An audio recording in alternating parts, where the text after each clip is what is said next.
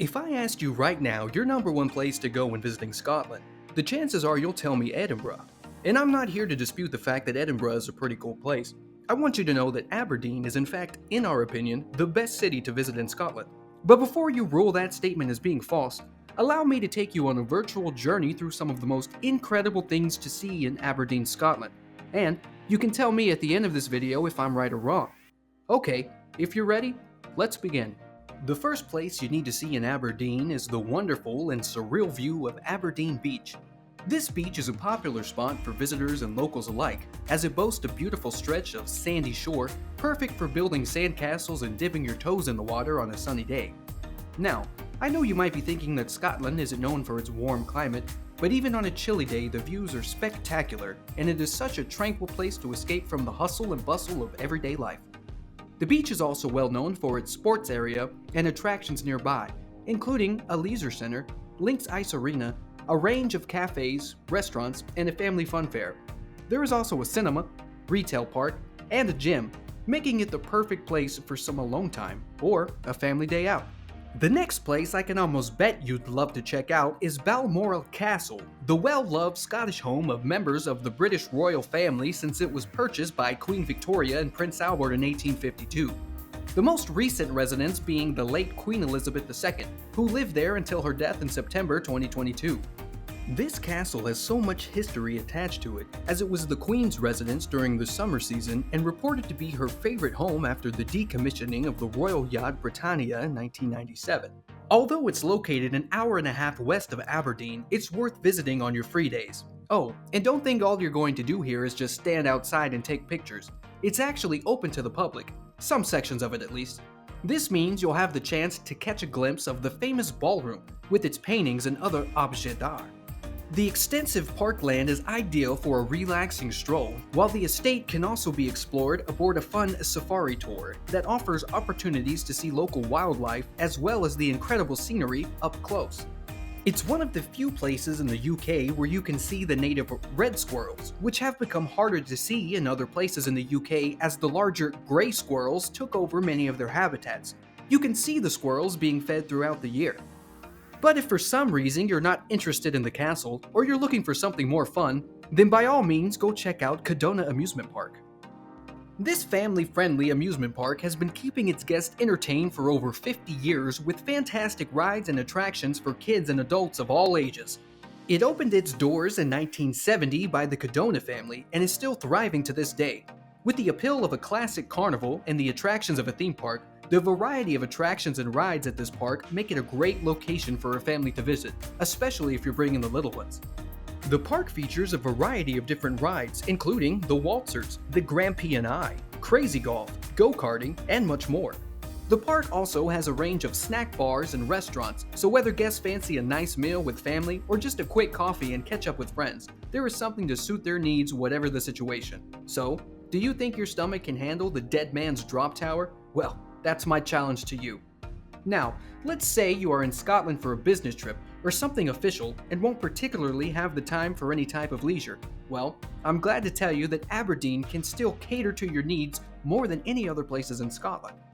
An example of such is the Silver Dining Restaurant in Aberdeen.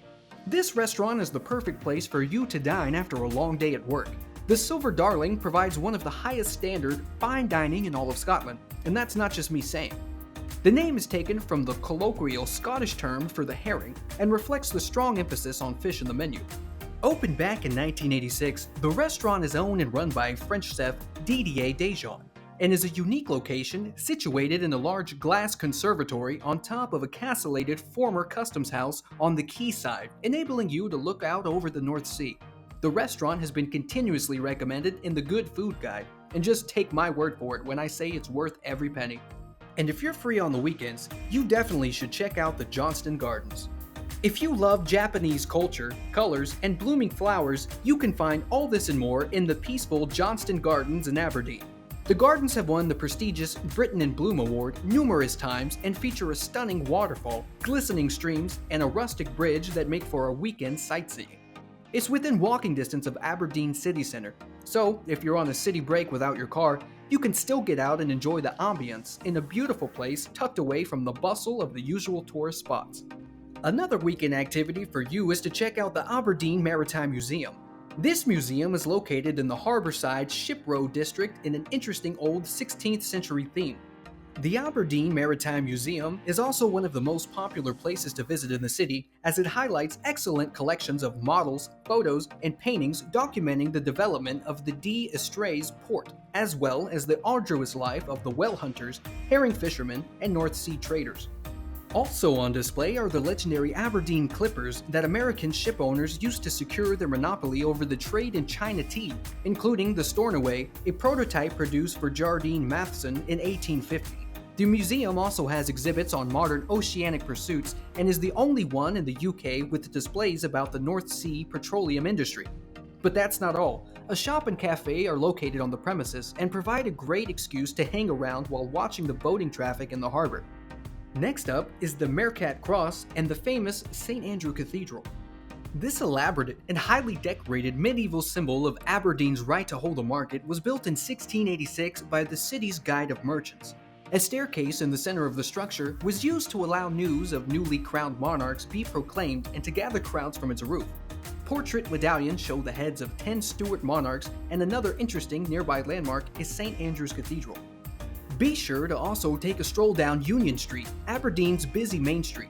Over 200 years old, it's a bustling street with plenty of shops, cafes, and shopping arcades with a great mixture of big-name stores and smaller boutique businesses. So there's definitely one or two things for you to get indulged with. And if bars and whiskey are more your scene, then you might want to check out the Malt Whisky Trail. The Malt Whisky Trail provides a glimpse into the traditional distilleries that spread over the Speyside region in Aberdeen, producing Scotland's favorite drink. Made up of 9 distilleries, the trail is an introduction into the world of Aberdeen whiskey that dates back centuries. This experience just basically introduces you to the men and women who come from a long line of whiskey distillers in Scotland. Some of the whiskey brands in this trail include Glenfiddich, Cardew, and the Glenlivet. See why I said there are more awesome things to see in Aberdeen? Well, if you're still not convinced, then this next attraction will probably give you a change of heart. I'm talking about the historic St. Macher's Cathedral. If there's one thing you can count on in Aberdeen, it's the unbelievable architecture, and it doesn't get much better than the St. Macher's Cathedral, a striking place of worship. From the curious question of whether William Wallace's arm remains within the walls to the age-old debate over whether it is a true cathedral, this building is full of mystery. If you ever go check out this stellar work of architecture, the chances are you'll probably notice the striking towers on the west front, with their sandstone spires dating from 1518 to 1530 and the 16th century wooden ceiling painted with coats of arms. Be sure to also pay attention to the stained glass windows, most dating from the 1870s. And as a pro tip from me to you, try timing your visit with one of the frequent classical or choral concerts held there. Almost everyone loves it, and I'm sure you will as well. But hey, if you're enjoying this exciting video from us at Travel Confident, then scroll down, give this video a thumbs up, click the subscribe button, and turn on post notifications so you don't miss out on any of our future videos. Come on, go hit those buttons and let's keep this awesome video going. And now, the final attraction I think you should see in Aberdeen, Scotland is Old Aberdeen. This part of the city is known for its cobbled roads, intricate architecture, ancient buildings, and a trip back in time with more than a dozen hidden gems to be explored. But besides the incredible imposing buildings, you'll find an array of student haunts, budget eateries, and numerous places to indulge during your stay in Aberdeen, Scotland. A real chance to get a proper feel for all that this amazing city has to offer. So, which of these places are you most excited to see? And are you now convinced that Aberdeen might be a better place to visit than Edinburgh? Let me know your opinion in the comment section down below. Thanks for watching, and check out this video now being shown on your screen. I think you'll love it.